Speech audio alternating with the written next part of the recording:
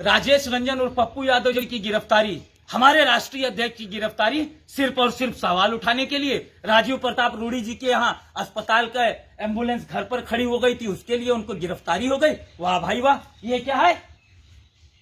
ये अस्पताल में खड़ी अररिया के सांसद, बिहार के सीमांचल के हिस्से में अररिया के सांसद प्रदीप कुमार सिंह जी, ये क्या है? देखिएगा, शर्म नहीं आता है? ये देखिए, ये टायर का हवा नहीं निकला है, टायर का हवा है। आपके एम्बुलेंस का हवा निकल गया, आपके स्वास्थ्य का हवा निकल गया, आपने लोगों के लिए क्या किया उसकी भी हवा निकल गई है।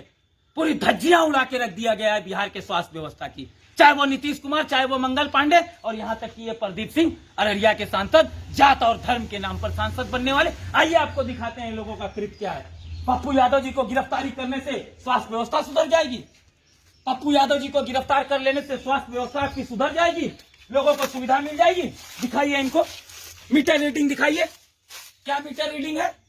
229 किलोमीटर। आइए, मात्र 229 किलोमीटर चली हुई है गाड़ी, और इसका पैसा कौन भरेगा? इसका पैसा प्रदीप सिंह जी कौन दिया है? जनता की गाड़ी कमाई, जनता की गाड़ी कमाई। आप खाली उद्घाटन कर दीजिए और ऐसे खड़े कर दीजिए, यह आपने सुविधा दी है। यह हालात के पप्पू यादव जी आवाज उठा दे तो बड़ी तकलीफ हो जाती है।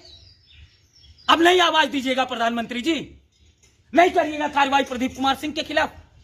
यह सिर्फ प्रदीप कुमार सिंह और राजीव प्रताप रूडी का सवाल नहीं है, यह बिहार के अनुमान हर जगह का हाल है।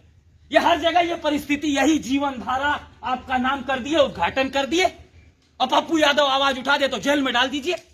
डाल दीजिए, कितने लोगों को जेल में डालिएगा बिहार की स्थिति पर उठाने?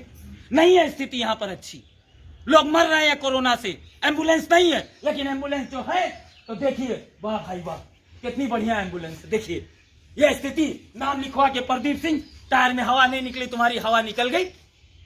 पप्पू यादव जी को गिरफ्तार करिए, बहुत अच्छी, ताली बजाइए, पूरे बिहार के लोग, हम लोग ताली बजाएंगे कि पप्पू यादव जी की गिरफ्तारी हो गई।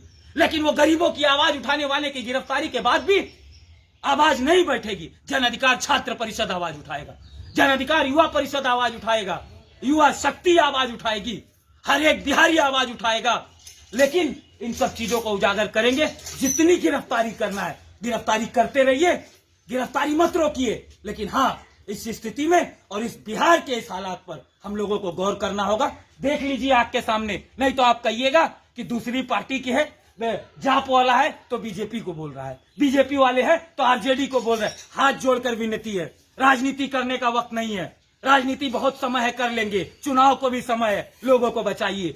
पप्पू यादव जी को रिहा कर दीजिए, और पप्पू यादव जी लोगों की सेवा के लिए तत्पर रहेंगे, लेकिन इस आवाज को रुकने नहीं दीजिएगा, और इसका जवाब देना होगा। इस परिस्थिति का, इसका जवाब आप लोगों को बिहार की जनता मांगेगी, देश की जनता मांगेगी, और जवाब देना पड़ेगा।